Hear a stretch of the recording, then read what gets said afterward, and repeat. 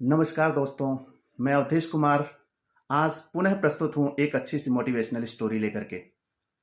और उस कहानी का जो शीर्षक है वह है सकारात्मक सोच। दोस्तों, एक राजा था और वो था दिव्यांग। दिव्यांग इसलिए क्योंकि उसकी एक आंख और उसका एक पैर नहीं था, लेकिन इतना होने के बावजूद उसकी पूरी प्रजा उससे बहुत खुश रहती थी, क्योंकि वो अपनी प्रजा के लिए बहुत अच्छे अच्छे काम करता था, अच्छी सोच रखता था। एक बार वो राजा अपने महल के बरामदे में वो विचरण कर रहा था, घूम रहा था। तो उसने दीवार पर देखा कि उसके पुरखों की तस्वीर लगी हुई थी, और वो जो तस्वीर थी वो देख करके मन ही मन बहुत प्रसन्नचित्त था, बहुत ही खुश था।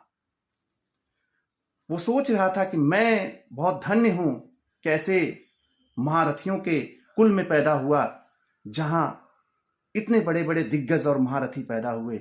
मैं उनके कुल का वंशज हूं और मैं भी इसी क्रम में एक महाराज हूं। लेकिन जैसे ही वो आगे बढ़ा तो उसने देखा कि एक तस्वीर का जो फ्रेम था वो खाली था। वो समझ गए कि इस फ्रेम में आने वाले समय में मेरा ही चित्र आने वाला है। लेकिन वो मन ही मन दुखी भी हो गए कि जितने सुंदर चित्र मेरे वंशजों का है उतना सुंदर चित्र मेरा नहीं होगा। और यह बात उनके मन में खटकने लगी। तो उन्होंने सोचा कि क्यों ना एक प्रतियोगिता का आयोजन किया जाए। और उन्होंने अपने सैनिकों को बुलाया और आदेश दिया कि पूरे नगर में ये सूचना दी जाए कि जो भी कलाकार महाराज का सबसे सुंदर चित्र बनाएगा उसे बहुत सारे इनाम दिए जाएंगे, बहुत सारे सोने चांदी दिए जाएंगे। ये बात सुनकर सारे कलाकार खुश तो हुए, लेकिन कुछ समय के बाद जब उन्होंने आपस में विचार विमर्श किया तो बहुत सारे कलाकारों ने मना कर दिया कि मैं चित्र नहीं बनाऊंगा। और उसके पीछे जो वजह था वो ये था कि कहीं अगर उनसे चित्र अच्छा नहीं बना तो कहीं ऐसा ना हो महाराज उन्हें दंडित कर दें, उन्हें हमेशा के लिए फांसी की सजा सुना दें।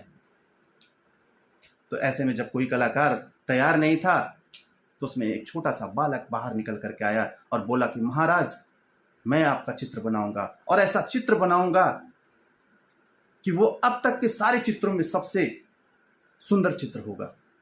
महाराज बहुत खुश हुए। उन्होंने उस बच्चे को कहा, ठीक है, मैं आपको चित्र बनाने का काम सौंपता हूं, चित्र बनाया जाए।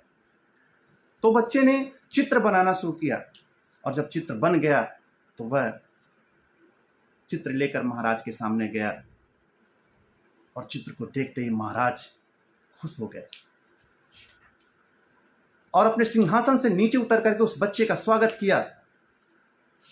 पूरे राज दरबार में तालियों की गड़गड़ाहट गूंज उठी। लोगों के मन में ऐसा था कि ऐसा उसने क्या उस चित्र में बनाया होगा कि जिससे महाराज इतने खुश हैं। राज दरबार में तालियों की गड़गड़ाहट की गर्जना हो रही है। तो कुछ देर के बाद जब राजा ने चित्र को राज दरबार की तरफ घुमाया और दिखाया तो उस चित्र में कुछ ऐसा उस बच्चे ने दिखाया था कि एक राजा घोड़े पर बैठ करके तीरंदाजी कर रहा है। और उस तीरंदाजी में ऐसा दिखाया गया था कि जो पैर नहीं था वो घोड़े के दूसरे साइड में था। और तीरंदाजी का मतलब था कि एक आंख बंद करके वो किसी चीज पे निशाना लगा रहा था। इतनी सुंदर और इतनी खूबसूरत चित्र देखकर वास्तव में राजा बहुत ही खुश थे और उन्होंने घोषणा की कि उस बच्चे को बहुत सारे सोने चांदी दे करके विदा किया जाए। तो नन्हा कलाकार उस कठिन परिस्थितियों में भी अपने आप को संभाल कर रखा और सुंदर चित्र बनाने में सफलता हासिल किया। दोस्तों, हमारे जीवन में भी बहुत सारी कठिन परिस्थितियां आती हैं।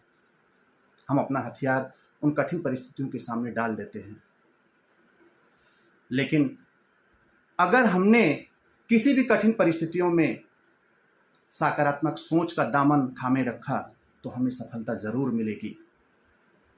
और इसी सोच के साथ मैं अपनी कहानी को यहीं पे विराम देता हूं। अपने जीवन में सकारात्मक सोच का स्वागत करिए और अपने जीवन को खुशहाल बनाए रखिए। धन्यवाद।